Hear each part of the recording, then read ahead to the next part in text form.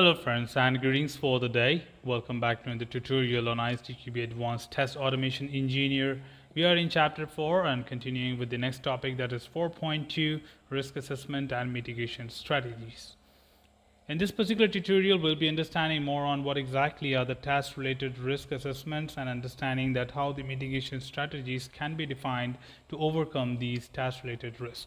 But first of all, in this particular presentation, we are trying to understand what are the typical issues which we generally face as a term of like product or project risk for the task or the tool which we are going to use. So for example, here we have quick things to understand, like too much abstraction can lead to difficulty in understanding what really happens, like a lot of keywords which might be misguiding or can be creating a lot of confusions to understand what exactly could be a possible thing. So technical issues is what we are trying to understand here.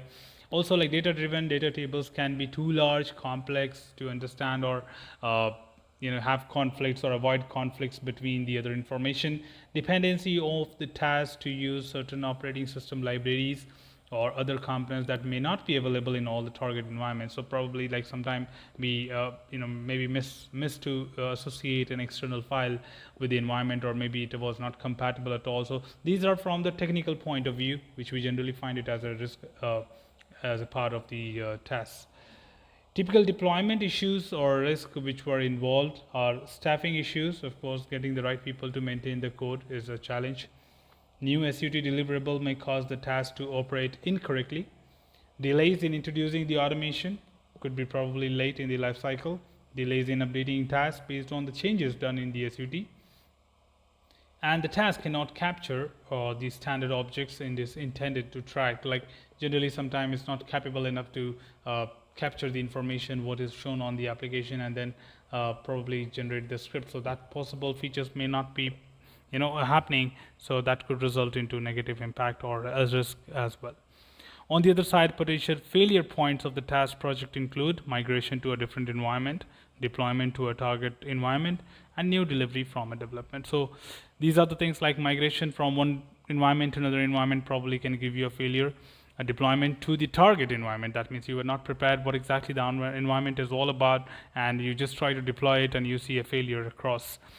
Or no matter your third-party software is being deployed in your environment, then of course that could also result into failure. So these are possible ways where you can experience a failure. Other than that, you can only have risk involved. So keep these in mind. What are the common failures and what are the common risks which are associated with tasks? So breaking them further into understanding more like what exactly could be the best way to mitigate them. But of course that is more important to understand what kind of risk do we have in different stages, and then we can have a good mitigation plan for that. So first of all, if you see, we have basically two distinct cases when deploying a test. One is initial deployment, that is the first time environment of deployment of the task within the environment, whereas the second one is the maintenance deployment. Maintenance, of course, is like to make sure that the scripts are being maintained for throughout the years, because whenever required it may be called back and executed in terms of reusability and so on. So there are certain kind of like practices which can prevent the risk to happen. So let's see what kind of things we can take care of. So before starting the first deployment of tasks, it is important to be sure it can run on its own environments and it is isolated from the random changes, unwanted, unexpected changes, and test cases can be updated and managed. Both the task and its infrastructure must be maintained, or is in such a way that it is already monitored or understood that it is going to be maintained in future, so they are ready for it. So in the first case, first time deployment case, these are the following basic steps which are needed to be performed. Define the infrastructure in which the task will run. Create the infrastructure for the task. Create a procedure for maintaining the task and its infrastructure. Create a procedure for maintaining the test suite, and the task will execute. So these are actually the procedure to deploy the initial deployment of the task. The risks related to first time deployment include total execution time of the test suite may be longer than the planned execution time for the test cycle. So in this case, it is really important to make sure that the test suite gets enough time to be executed entirely before the next scheduled test cycle begins. On the other side, we do have another one, which is like installation and configuration issues with the test environment exist. So probably, in general, the task needs an effective way to set up needed precondition for the automated test cases within the test environment. So these are two important factors. One is the execution time, and of course the test cases installation and the configurations. Continuing the next one here, the second part of it, when you talk about the second stage, is the maintenance deployment. Of course, the maintenance deployment occurs, and there are following steps which are needed to perform as a part of it.